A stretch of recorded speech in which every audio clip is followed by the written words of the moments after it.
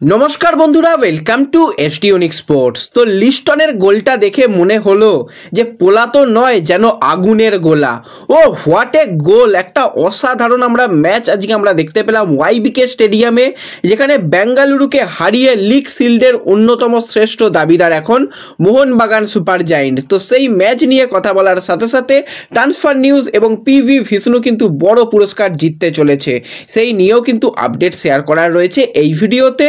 তার আগে একটাই রিকোয়েস্ট, চ্যানেলে যারা প্রথমবারের জন্য এসেছো মনে করে চ্যানেলটাকে সাবস্ক্রাইব করে নাও, তাহলে তোমাদের প্রিয় দলের খেলার সমস্ত আপডেট তোমরা এখানে পেয়ে যাবে।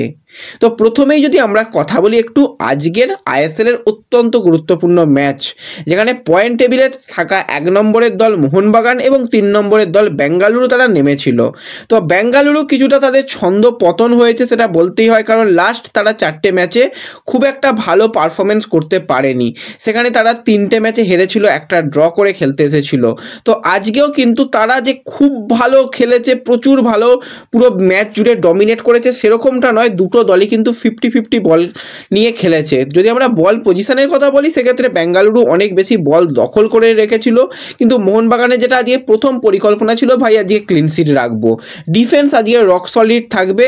প্রথম দিকে আপুইয়া ইয়েলো কার্ড পেলেও কিন্তু আজকে আপুইয়া সেরা।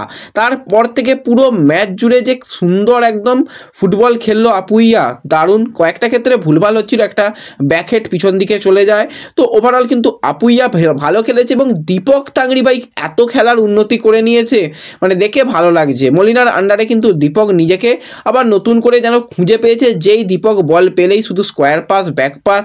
আর দীপক টাংরি এতদিনে যদি আইএসএল এ মানে এই সিজনটা ওই একই রকমভাবে খেলতো, তাহলে মোটামুটি 7 থেকে 8টা ইয়েলো কার্ড হয়ে যেত। আজকে একটা ভালো সুযোগ এসেছিল হেডার থেকে, সেখানে কিন্তু চেষ্টা করেছিল, এবং সামনের দিকে যেভাবে দীপক বল বাড়াচ্ছে খুবই কিন্তু ভালো লাগছে দীপকের খেলা। তার সাথে সাথে আজকে আশিস রায়ের পরিবর্তে দীপেন্দুকে সুযোগ দেওয়া হয়েছিল। অ্যাভারেজ খেলে যে খুব যে ইমপ্রেসিভ সেরকম কিছু নয়। সুভাশিসের দিক দিয়ে বারবারই অ্যাটাক এসেছে, সুভাশিস একদম নাজেহাল হয়ে গিয়েছিল, কিন্তু শেষের দিকটা ভালো ম্যানেজ করে দিয়েছে। এবং যখন অ্যাডেড টাইম পড়ছে, সেখানে কিন্তু রায়ান উইলিয়ামসের সঙ্গে একটা ডুয়েল, সেখানে যেভাবে বল উইন করে আশিককে বল দিল, দারুণ কিন্তু সেক্ষেত্রে লাগলো। আজকে চান্স অনেকগুলো ক্রিয়েট হয়েছিল, সেখান থেকে গোল আসতে পারতো মোহনবাগানের, কিন্তু আলটিমেটলি সেই জায়গা থেকে গোল এলো না। কিন্তু একটা ডিফ্লেকশন তৈরি হলো, সেখান থেকে বল আশিকের কাছে এলো, আর আশিকের ওয়াও ফিনিশিং, দারুণ টপ ক্লাস ফিনিশিং। কিছুদিন আগে আমরা অ্যালবার্টোর কাছ থেকে এরকম একটা গোল দেখেছিলাম, কিন্তু সেক্ষেত্রে একটা খুব সম্ভবত ডিফেন্ডারের গায়ে হালকা টাচ ছিল, এবং সেখান থেকে জোরালো গোল। কিন্তু আজকে ভাই যে গোলটা দেখলাম, অসাধারণ একটা গোল। আর ওই লিস্টন কোলাজোর একমাত্র করা গোলেই কিন্তু আজকে বেঙ্গালুরু হেরে গেল। বেঙ্গালুরু বেশি কিছু নয়, তারা পুরো ম্যাচে বল কন্ট্রোল করে খেললেও তারা কিন্তু 3টে পয়েন্ট কেন, একটা পয়েন্টও কলকাতা থেকে নিয়ে যেতে পারলো না। আর আজকে মোহনবাগানের কিন্তু বিরাট বড় একটা ট্রিফো ছিল, সেটা দেখে কিন্তু ভালো লাগলো। একটা মানে বিরাট বিরাট বড় মাপের ট্রিফো, এটা কিন্তু মনে হচ্ছে বিশ্বের সবথেকে বড় ট্রিফো কিন্তু হতে চলেছে। দেখা যাক পরে কনফার্মেশন এলে সেটা তোমাদের জানাবো যে সেটা বিশ্বের সবথেকে বড় ট্রিফো কিনা।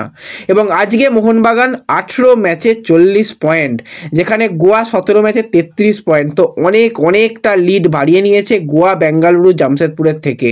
তো মোটামুটি যদি এবার ঠিকঠাকভাবে বাকি ম্যাচগুলো খেলে দিতে পারে, তো সেক্ষেত্রে মোহনবাগান কিন্তু লিগ শিল্ড আরও একবার আনতে চলেছে কলকাতায়।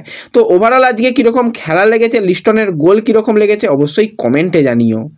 তো এর সাথে সাথে যদি আমরা কথা বলি একটুখানি ইস্টবেঙ্গলের অন্যতম সেরা ভারতীয় প্লেয়ার পিভি ভিষ্ণুকে নিয়ে, যেরকমভাবে প্রত্যেকটা ম্যাচে নিজের পারফরমেন্স তুলে ধরছে, এক কথায় আউটস্ট্যান্ডিং। এবার ভিষ্ণু কিন্তু আরও একবার ভালো একটা পুরস্কার জিততে চলেছে, fan goal of the week, যেখানে ম্যাচ উইক 18 কমপ্লিট হয়ে গেছে।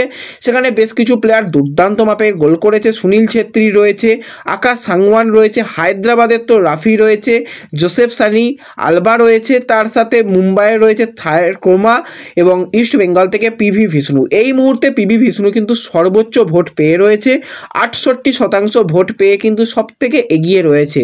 যারা এখনও পিভি ভিষ্ণুকে ভোট করনি, ভাবছো ভিষ্ণুকে ভোট দেবে, তো অবশ্যই আমি ফেসবুক পেজে লিঙ্ক শেয়ার করে দেবো, সেখান থেকে গিয়ে কিন্তু তোমরা ভোট করতে পারো। আর ফেসবুক পেজে যুক্ত হওয়ার জন্য এই ভিডিওর ডিসক্রিপশন বক্সের লিঙ্ক থেকে তোমরা জয়েন হতে পারো, কিংবা সরাসরি ফেসবুকে গিয়ে এসটি ইউনিক স্পোর্টস সার্চ করেও কিন্তু তোমরা জয়েন হতে পারো, সেখান থেকে গিয়ে তোমরা তোমাদের পছন্দের প্লেয়ারকে ভোট করতে পারো। এরপর যদি আমরা একটু ট্রান্সফার নিউজ নিয়ে কথা বলি, কিছুদিন আগেই তোমাদের জানিয়েছিলাম 32 বছর বয়সী ফ্রান্সের সেন্টার ব্যাক বা ডিফেন্সিভ মিডফিল্ডারের প্লেয়ার আলেকজান্ডার কফের কথা, যাকে কিন্তু কেরালা ব্লাস্টার্স ছেড়ে দিয়েছিল। তার কাছে তার দেশের অফার থাকলেও সে কিন্তু আইএসএলে থাকতে চেয়েছিল। কিছু ক্লাব ইনকোয়ারি করলেও আর কথাবার্তা এগোয়নি, কিন্তু সে চাইছিল গেম টাইম। সেই কারণে কিন্তু সে দেশে ফিরে গেল। ফ্রান্সের 3rd টায়ার লিগের ক্লাব VAR FC সেইখানে কিন্তু এবার সে সাইন করিয়ে দিয়ে নিয়েছে এবং সে তার দেশেই কিন্তু বাকি সিজনে যে ম্যাচগুলো রয়েছে সেগুলো কিন্তু খেলবে। আইএসএলে আর আমরা এই সিজনে আলেকজান্ডারকে দেখতে পাবো না, অফিসিয়াল কনফার্মেশন এসে গেছে আলেকজান্ডারের। তো দেশে ফিরে গেছে, বাদবাকি ফুটবলটা দেশে ভালো খেলো, কিন্তু কোয়ালিটি রয়েছিল প্লেয়ারটার। এই প্লেয়ারকে যদি ইস্টবেঙ্গল তারা নিতে পারতো তাহলে কিন্তু কাজের কাজ কিছু হতো। যাই হোক, ম্যানেজমেন্ট শীত পড়েছে, ঘুমিয়ে পড়েছে, কিছু করার নেই। তো আলেকজান্ডার হাতছাড়া ইস্টবেঙ্গলের, এটা বলতেই হয়। তো ব্যাস, এই ভিডিওতে এই কয়েকটাই ছোট্ট আপডেট তোমাদের সঙ্গে শেয়ার করার ছিল। ভিডিও ভালো লাগলে লাইক শেয়ার করতে পারো। চ্যানেলে প্রথমবারের জন্য এলে চ্যানেল সাবস্ক্রাইব করে নিও। তো দেখা হবে পরবর্তী ভিডিওতে। ধন্যবাদ।